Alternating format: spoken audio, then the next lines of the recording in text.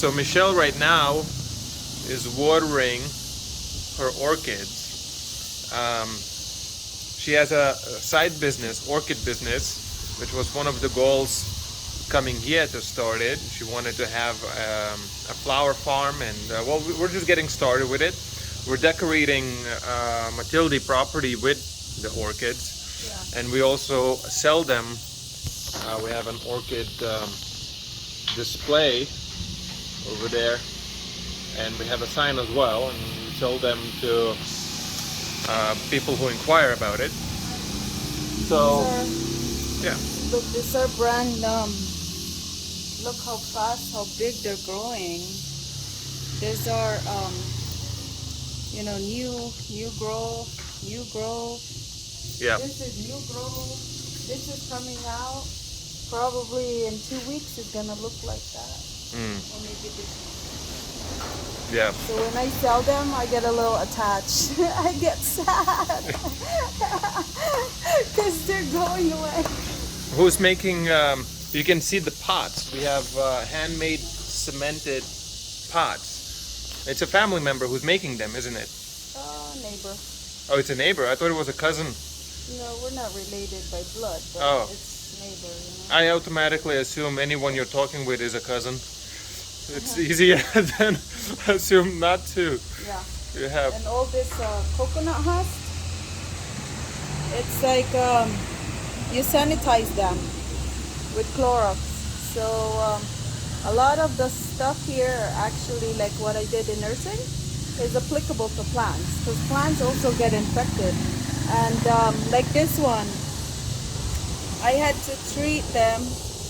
I had to treat this part, several parts, because they get infected, and I had to use hydrogen peroxide and do some concentrations, because what we use in human body, plants can't tolerate. So I had to do a lot of dilutions. So a lot of my nursing experience, so applicable to the orchids. I have more over here.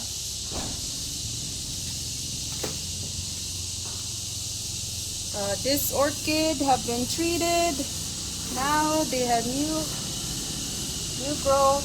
These two are new ones. I was so sad when it arrived because it was sick, and now it's getting healthy again. And I stopped fertilizing them for a little bit. There's I used to give them plant food, which is 20-20-20, at least twice a week. But once they're sick, you really had to kind of stop giving all this plant food and fertilizer, because then it would kill them. So now they're getting healthy again. I'll start giving them plant food. So then they'll flower. They're usually pretty good. Let me see. I sold one yesterday with a flower, like a spike, which is it should flower in like maybe in 2 weeks, and she was bargaining hard. I don't think you made any money on that sale. That's the hard part about it. Like I sell them for $3.50 because time. The blooming one. Capital. Like this, I had to buy the pots, and I really take good care of them. And then when people bargain, like to the hardcore, Yeah. it's hard to say no. I mean, Yeah. It's just more of a hobby too right now. It's not yet to the point of being like a full business, but it might get there. Talk about a little bit about what you did over here. This is pretty cool. Oh yeah. So I love arranging flowers and just doing creations with them. So it's just it looks nice once this little butterfly looking flowers start growing, and there's like a little mixtures of different Yeah. and I love these. These are like, Yeah. it looks like little coconuts. The leaves of coconut. I like the contrast between the dark reds and the light greens, Yeah. and the white pot makes it all stand out. And these flowers, they barely need any water, so they'll survive. I mean, we water them at least once a day, but they're pretty good. They're drought tolerant. Yeah. What about the anahao plant? Oh Remember that one? This is a traditional Filipino plant. no, this is the national National. leaf of Philippines. Oh, national leaf of Philippines. National plant I don't know. because of its Yeah. leaf or something. Yeah. Something like that. Yeah. This one. So we were looking for it all over the place. We stopped by multiple people who were growing it, and they wouldn't sell it. But fortunately, was that One of our neighbors. neighbors, not a cousin again. We were driving towards the town, and then we saw them that they were growing it on their yard. So we inquired, and they were willing to sell it to us. We actually bought two. The second one was on that pot over there, but unfortunately it did not survive the replanting. But this one did, and because I really wanted the national plant in here, but these are a little tricky. They can be a little finicky in terms of keeping them alive. They're very sensitive. Once you touch the root and then, replanting them, there's like a 50-50 chance of them making it, or. Yeah. We brought two. One survived. 50-50. Yeah. Exactly. And these are the plants that go in the root. Oh yes. Yeah. They're pretty, they're very pretty. It's like, we have more over there too. And this was Martin's idea to make sure like we put really nice Yep. live plants inside the room. Yeah, I wanted a nice plant that has greenery, that had big leaves, so it feels like tropical plant, and that had some sort of a bloom. I like that this one had a white bloom. And actually your mom had it planted all along the old building over here. It's a lot, look. And it never stopped flowering. Yeah, all the big row. And we were going around looking at the neighbors, trying to figure out what kind of plant to place in the room. Then it's a no-go. We can't find anything that really quite works for us, or that people would be willing to sell.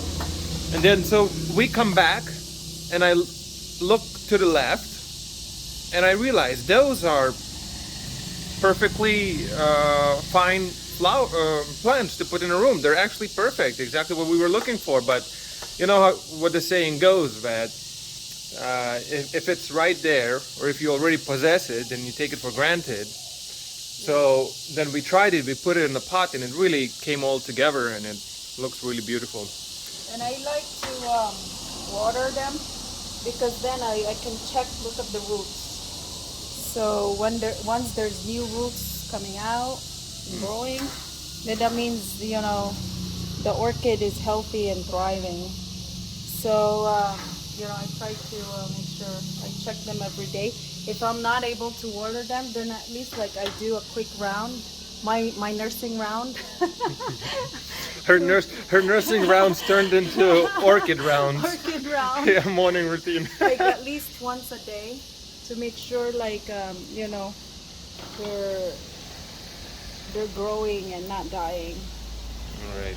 So this one, every time once they're done flowering, make sure that I make sure that I cut this, so then they start the process of flowering again.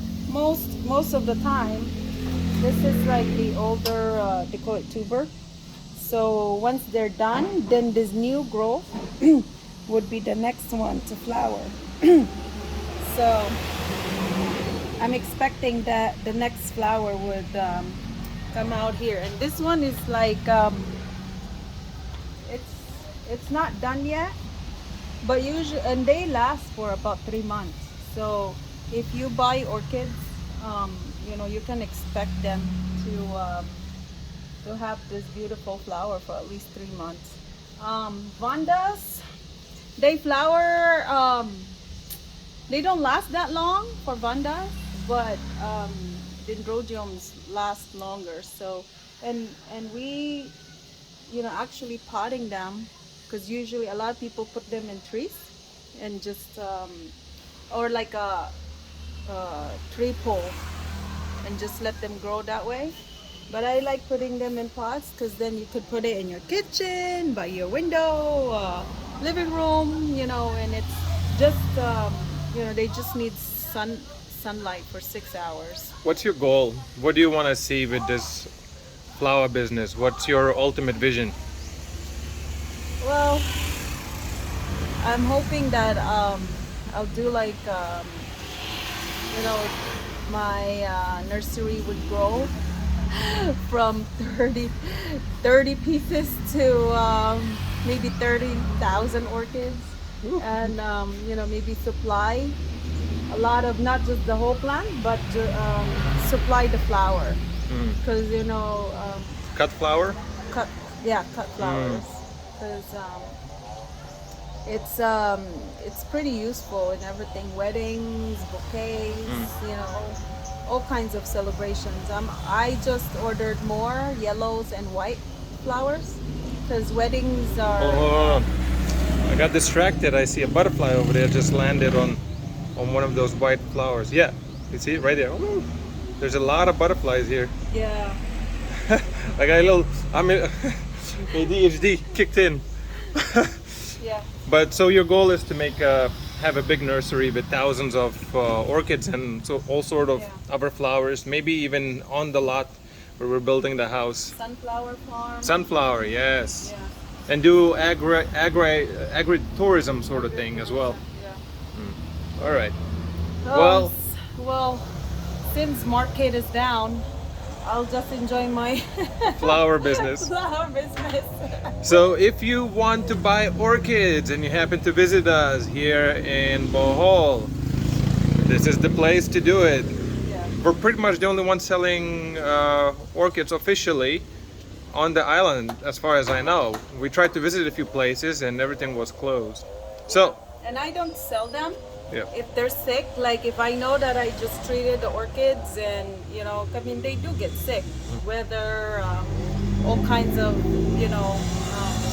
infection, bacterial, fungal infection, I don't sell them. So it's like 99% guaranteed that you'll get like a healthy orchid. Well, if you're in town, visit P&L Orchids. Until next time.